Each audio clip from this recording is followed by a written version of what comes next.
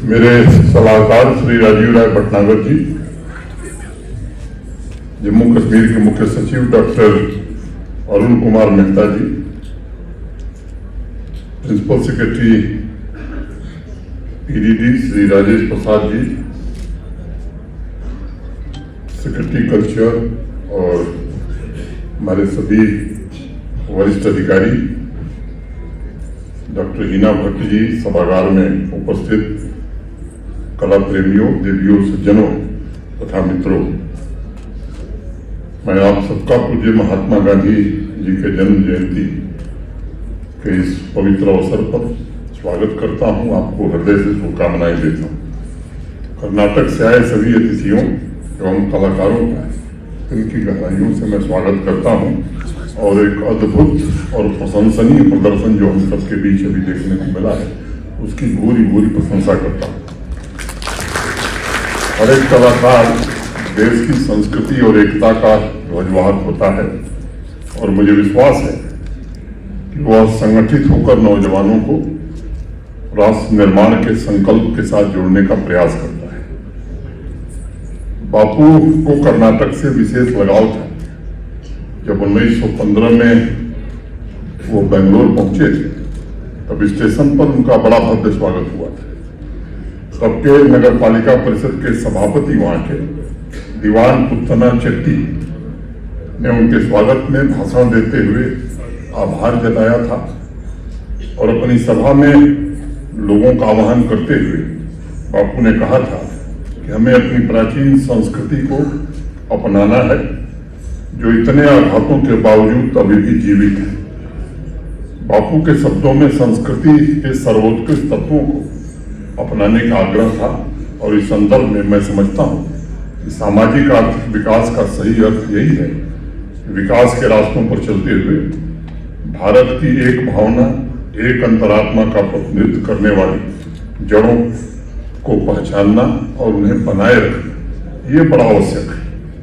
बेलगाम में जन्मे मां भारती के वीर सपूत गंगाधर राव बालकृष्ण देशपांडे जी को भी मैं स्मरण करना चाहूंगा, उन्हें नमन करता हूं, जिन्हें कर्नाटक का शेर कहा जाता है। प्राचीन काल से ही कर्नाटक साहित्य, वास्तुकला, संगीत, नृत्य कला तथा अनेक लोक परंपराओं, रीति रिवाजों और उत्सवों का ऊर्जावान केंद्र रहा है। 10वीं शताब्दी से 15वीं शताब्दी का उदाहरण देते हुए ये भी कहा जाता है उस दौर में भारतीय संस्कृति की सृजनशीलता अपनी चरम सीमा पर थी। अभी मैं यक्षगान की प्रस्तुति देख रहा था।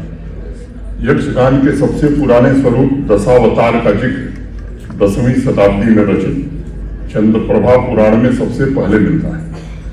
तत्पश्चात 11वीं शताब्दी के नागचंद्र के मल्लीनाथ पुराण में इस विश्व प्रसिद्ध नाट्य कला के बारे में वर्णन किया गया है। आज ये हमारा सौभाग्य है कि यक्षों के गान की यह प्रस्तुति ज्ञान के केंद्र शारदा पीठ में आयोजित हुई है। अपने गीत, संगीत, संवाद तथा नृत्य के जरिए ये आयोजन एक भारत श्रेष्ठ भारत का सर्वोत्तम प्रतीक साबित होगा, इसका मुझे पूरा भरोसा है। यक्ष का जब ध्यान आता है तो मुझे लगता है कि महाभारत का यक्ष युधिष्ठिर संवाद सबके ध्यान में आता होगा। पांडवों के सभी भाई मृतप्राय हो गए थे और युधिष्ठिर बड़े चिंतित थे तालाब के किनारे और उन्होंने कहा कि भाई हमारे भाइयों को क्यों मारा?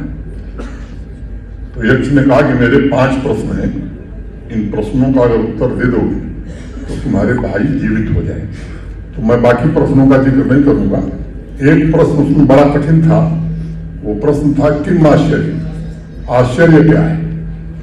तो युधिष्ठिर ने जो जवाब दिया कि एक आदमी दूसरे आदमी को मरते हुए देखता है फिर भी जीने की इच्छा रखता है, इससे बड़ा आश्चर्य और क्या हो सकता है? तो अगर मुझसे यह शायद सवाल करता कि किम आश्चर्य, तो मैं यही कहता कि इतना श्रेष्ठ प्रदर्शन श्रीनगर के इस सभागार में हो रहा है, इससे बड़ा आश्चर्य और कुछ नहीं हो सकता। शिवसूत्रों का कहना है कि नृत्य बाहर दिखाई पड़ता है लेकिन वो भीतर के अस्तित्व से संचालित होता है और उसी तरह बाहर कोई रंगमंच नहीं है बल्कि वह कलाकार के भीतरी आनंद का प्रतिबिंब होता है। और कला बेहतरीन माध्यम का उद्देश्य है। वह समाज की विभिन्न संस्कृतियों के लिए सेतु बन जाए, ब्रिज बन जाए। अलग अलग भाषा, अलग अलग संस्कृति के एक धागे को इसके द्वारा पिरोया जा सकता है। साथियों, कर्नाटक देश का एकमात्र राज्य है जहां हिंदुस्तानी तथा कर्नाटक शास्त्रीय गायन शैली एवं लोक परंपराएं एक साथ विकसित हो सकी। हिंदुस्तानी संगीत की अद्वितीय हस्तियां जैसे कुमार गंधर्व, भीमसेन जोशी, मल्लिकार्जुन मंसूर, गंगूबाई हंगल, ये सब कर्नाटक में ही पैदा हुई। और वहीं कर्नाटक संगीत में उस भूमि ने वीटी चौधाया, वी सेसन्ना, टीके आयंगर को भी जन्म दिया। आज भी कर्नाटक के गांवों में बसवन्ना के जनपद गीते लोगों की जुबान पर अभी भी सुने जा सकते हैं। तुलु लोक नृत्य भी अत्यंत वहां प्रचलित है। चाहे दशहरा के अवसर पर वीरगसे हो या कुनिष्ठा हो, कर्नाटक ने सांस्कृतिक विविधता द्वारा रचनात्मक समाज के निर्माण में बहुत ही महत्वपूर्ण भूमिका निभाई। और इसलिए मैं मानता हूं कला के विभिन्न स्वरूप समाज और देश को जोड़ने का काम करते हैं। भावना के तल पर हर भाषा, हर वाद्य, हर नृत्य शैली में एकजुटता का संदेश होता है और यही संदेश नई पीढ़ी को देश की महान विरासत से भी परिचय कराता है। अलग अलग क्षेत्रों की संस्कृतियों से रूबरू होकर एकता की भावना को सशक्त बनाने के लिए इससे प्रेरणा भी मिलती है। मैं इस बात पर यकीन करता हूं कि विभिन्न संस्कृतियों में कला की विविधता में जिसे एकता की झलक दिखाई पड़े वह भारत की अनोखी विशिष्टता है। कश्मीर से कर्नाटक तक कला के साधकों ने अपनी साधना से संस्कृति की विशिष्टताओं को जीवित रखा है। प्राचीन प्रज्ञा में रची बसी परंपराओं ने भाषा की सीमा से परे जाकर समाज के हर एक वर्ग में अत्यंत गहरी जड़ें जमाई हैं। मैं समझता हूँ कला ये असली समाज की ऊर्जा है। प्रत्येक व्यक्ति की निजी खोज का माध्यम भी कला है। कन्नड़ भाषा के 20वीं शताब्दी के प्रसिद्ध कवि थे श्री वेंकट पुट्टप्पा। वो कहते थे कि किसी आदि कवि का सुंदर गीत या वीणा से उठ रहे संगीत के स्वर गरिमामय जीवन के परिचायक हैं। और उनकी एक प्रसिद्ध कविता है, भगवान ने हस्ताक्षर किए। ये मैं हिंदी में, मैं कन्नड़ नहीं बोल पाऊंगा, ये राजेश प्रसाद जी उसको बोल पाएंगे। देवाल सिग्नेचर। और पुट्टप्पा लिखते हैं, आकाश, पर्वतों, घने जंगलों, नदियों में भगवान ने हस्ताक्षर किए जिसे कवि ने देखा। ये कला के भीतर से उठ रही रचनात्मक क्षमता का साकार रूप है। जहाँ संपूर्ण अस्तित्व की झलक मिलती है वही कला है। चाहे यक्षगान हो या कला की अन्य अभिव्यक्तियां हो, सभी का उद्देश्य जागृत समाज एवं राष्ट्र का मार्गदर्शन करना है। सामान्य तौर पर कला एक दिए की तरह है जो जीवन की यात्रा में राहगीरों को रास्ता दिखाती है, हमारी चेतना के लिए नई अंतर्दृष्टि भी देती है। और इसलिए जिस भी समाज में संस्कृति और कला की परंपरा जीवंतता के साथ फलती फूलती है, वह समाज उतना ही गतिमान होता है और समाज में विकास की संभावनाएं भी उतनी ही बढ़ जाती हैं। और इसलिए मैं 4 पंक्तियां कह के बात खत्म करूंगा। ये रात वो है कि सूझे जहां न हाथ को हाथ। ये रात वो है कि सूझे न जहां हाथ को हाथ। ख्यालों दूर न जाओ बहुत अंधेरा है। गुजस्ता अहद की यादों को फिर करो ताजा। गुजस्ता अहद की यादों को फिर करो ताजा। मुझे चिराग जलाओ बहुत अंधेरा है। मुझे चिराग जलाओ बहुत अंधेरा है। कला, नृत्य, गीत, नाटक के माध्यम से जीवन को प्रकाशित किया जा सकता है। हमें जीवन का मूल्य और उसका असली अर्थ ये कला ही समझाती है। कला के माध्यम से ही मानवता अपनी सार्थकता सिद्ध करने की प्रेरणा भी प्राप्त करती है।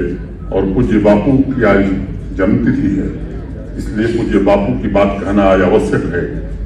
बापू कहते थे कि कला वही है जो सभी के लिए सुखकर हो, जो आम जनता से जुड़ी हो। और उन्होंने नवंबर 1924 में एक लेख लिखा और कहा कि वस्तुओं के 2 पक्ष होते हैं, बाह्य और आंतरिक। बाह्य का मूल्य केवल इतना है कि वह आंतरिक की सहायता करे। बाह्य रूपों का मूल्य यही है कि वे मनुष्य की आंतरिक भावना की अभिव्यक्ति हैं। साथियों, बापू संदेश दे रहे हैं, अगर बाहर समाज की व्यवस्था ठीक हो तो कला जन्मती है और उसका विस्तार समस्त समाज के लिए होता है। कला इसलिए अनेक रूपों में प्रकट होती है क्योंकि कला की प्रकृति ऐसी है कि वह बांटना चाहती है। यही एक सुखी, समृद्ध और जीवन धारा की तरह गतिशील समाज का भी लक्षण है। प्रगतिशील समाज अपनी खुशी बांटना चाहता है। जम्मू कश्मीर प्राचीन काल में यहाँ की अनमोल संस्कृति, इसके आध्यात्मिक मूल्य, साहित्य, शिल्प को देश के अन्य भागों के साथ साझा किया और स्वयं यहाँ की सांस्कृतिक विरासत अन्य भाषाओं और पूज्य आदि शंकराचार्य जैसे महापुरुषों के प्रभाव से ऊर्जावान हुई थी।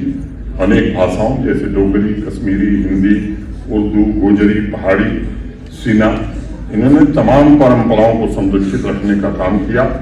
नृत्य, संगीत, सूफियाना कलाम, लोक नृत्यों जैसे भाट, पाथेर, पखान, गीतरों के माध्यम से यहाँ कला की प्रधानता सदैव बनी हुई थी।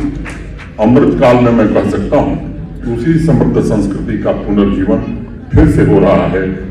आदरणीय प्रधानमंत्री जी के नेतृत्व में कला संस्कृति की प्राचीन आत्मा फिर से जीवंत हो। आवाम के सभी वर्ग आज उन सांस्कृतिक धरोहरों को पुनः प्राप्त करके गौरव महसूस करें, इसका प्रयत्न जम्मू कश्मीर प्रशासन भी कर रहा है। आज देश के अनेक शहरों में जम्मू कश्मीर के कलाकार अपनी प्रस्तुतियां दे रहे हैं और देश के अलग अलग हिस्सों के कलाकार यहाँ आकर राष्ट्रीय एकता को मजबूत करने में हमारी सहायता कर रहे हैं। मैं समझता हूँ कला का माध्यम ऐसा है जहाँ विभिन्न भाषा, विभिन्न विधाओं से जुड़े लोग एक जैसा उद्देश्य लेकर इकट्ठा होते हैं, जिससे सेवा, त्याग और आपसी सहयोग जैसे मानवीय मूल्यों को संरक्षित करने तथा समाज में नई ऊर्जा का प्रसार करने का अवसर प्राप्त होता है। कलाकार सबसे साहसी व्यक्तित्व का स्वामी होता है क्योंकि वह पूरी श्रद्धा से कला में स्वयं के अस्तित्व को डुबोने के लिए सदैव तैयार रहता है। उसका एकत्व भाव, उसकी पूर्ण समग्रता समाज को खुशहाली देने की कोशिश करती है। आज जम्मू कश्मीर भी उस जीवंतता को महसूस कर रहा है। इस वर्ष अभी तक जब अक्टूबर 2 को हम बात कर रहे हैं, 1,60,00,000 से ज्यादा लोग देश के, विदेश के अनेक हिस्सों से जम्मू कश्मीर आए हैं। जो इस बात का प्रमाण है जम्मू कश्मीर नए आत्मविश्वास के साथ अपने पुराने गौरव को प्राप्त करने की हर कोशिश कर रहा है। आज आवश्यकता इस बात की है कि हमारी युवा शक्ति कला के सभी मूल्यों को आत्मसात करके परस्पर संबंध सूत्रों के साथ राष्ट्र की आकांक्षाओं के लिए अलग अलग क्षेत्रों को एक दूसरे के साथ जोड़े ताकि उनकी रचनात्मक क्षमता का लाभ विकास के अन्य क्षेत्रों को भी मिले। मैं कर्नाटक से आए सभी कलाकारों का फिर से हृदय से अभिनंदन करना चाहता हूँ। और आज से 2 महीना पहले राजेश प्रसाद जी ने मुझसे कहा था कि 2 अक्टूबर को जब गांधी जयंती का उत्सव मनाया जाए तो ये कार्यक्रम भी किया जाए। तो उस समय भी हमने तय किया था और सेक्रेटरी कल्चर और बरसमी जी को उसी समय संदेश दिया गया था कि ये आयोजन को देखने के बाद मैंने अभी राजेश प्रसाद जी से कहा कि नवरात्रों का त्यौहार 15 से शुरू हो रहा है, तो अगर इन लोगों के पास वक्त हो तो माता वैष्णो देवी के दरबार में इनका कार्यक्रम 15 से फिर कराया जाए ताकि मुझे खुशी है कि इन कलाकारों ने सहर्ष ये स्वीकृति प्रदान की है। मैं जम्मू कश्मीर प्रशासन की ओर से और माता वैष्णो देवी श्राइन बोर्ड के अध्यक्ष के नाते उनको फिर से एक बार अभिनंदन करता हूं, उनको धन्यवाद देता हूं और अपनी बात में ही पूरी करता हूं। धन्यवाद। जय